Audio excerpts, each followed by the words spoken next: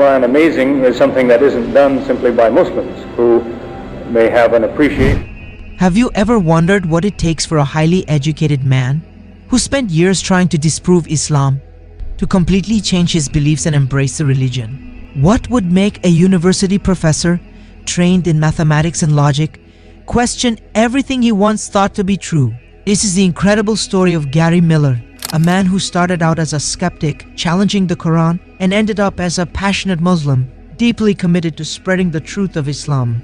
In 1977, Professor Gary Miller, a mathematics and logic lecturer at Toronto University, embarked on a journey that would ultimately lead him to embrace Islam.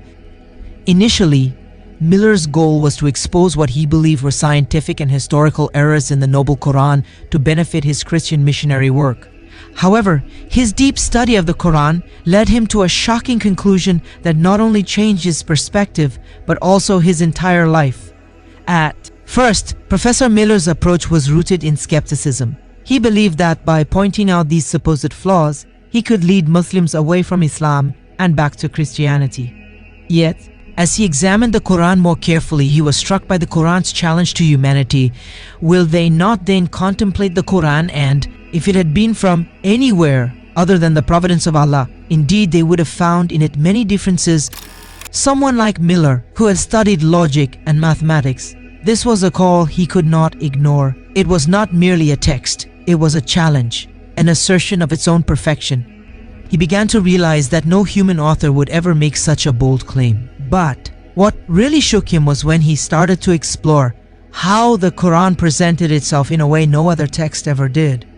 The Quran invites people to scrutinize it, to challenge its authenticity, and to prove it wrong, something no human author would dare do. As he examined it with fresh eyes, he could not find any contradiction. He couldn't explain it away through the lens of human creation. One of the most profound moments in his journey came when he reflected on the Quran's treatment of historical events and the personal life of the Prophet Muhammad, peace be upon him. Unlike other religious texts that glorify victories and justify defeats, the Quran remained remarkably consistent, focusing on universal principles rather than the details of individual events. Miller observed that the Quran never sought to magnify personal struggles or losses, such as the death of Prophet Muhammad's, peace be upon him, beloved wife, Khadija, may Allah be pleased with her, or his children. Instead, the text focused on lessons and guidance for the believers, warning against arrogance in times of victory and urging greater sacrifices in the face of challenges. It was as if the Quran was setting eternal standards, not a mere historical account of a specific era. What Miller found to be even more striking was how the Quran addressed certain truths that were previously unknown. One example was the verse in Surah Saba, which says, "Say, surely I admonish you with one thing only, that you rise up to Allah by twos and singly. Then reflect, there is no madness in your companion." Miller, who had studied the effectiveness of group discussions, found that the Quran's suggestion to engage in reflection both individually and in small groups aligned perfectly with contemporary research. It was a unique insight that demonstrated the Quran's divine wisdom. At this point, Miller's skepticism was beginning to crumble.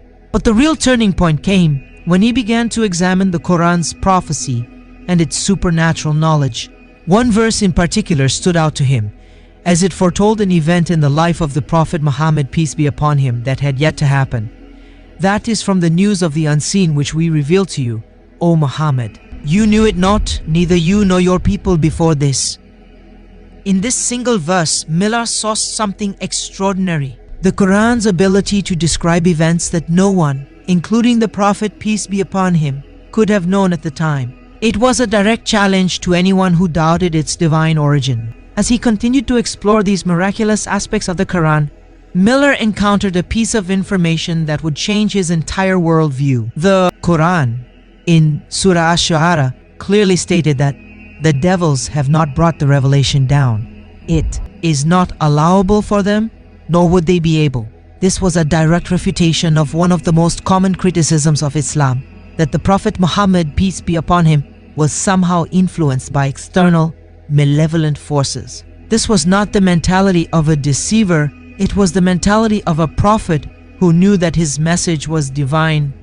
It was at this moment that Miller's skepticism turned into genuine curiosity and awe. How could anyone, let alone a simple man in 8th century Arabia, have such confidence unless he was certain that his message was from God? And this was the moment when Miller's heart began to shift. He could no longer deny the truth that was right in front of him. Professor Miller's intellectual honesty led him to embrace Islam. In 1978, he took the name Abdul-Ahad and dedicated the rest of his life to spreading the message of Islam. He worked at the Oil and Minerals University in Saudi Arabia and later devoted his time to dawah through public lectures and TV programs. His decision to embrace Islam was not one based on emotions or simple belief, but on an intellectual journey that challenged him to examine the truth without prejudice. His transformation from a staunch critic of Islam to a passionate believer is a testament to the power of knowledge and truth. So, if you want to learn more about this amazing journey of truth and the miracles of Islam, don't forget to subscribe to the channel for more educational documentaries. The truth is out there. Are you ready to seek it?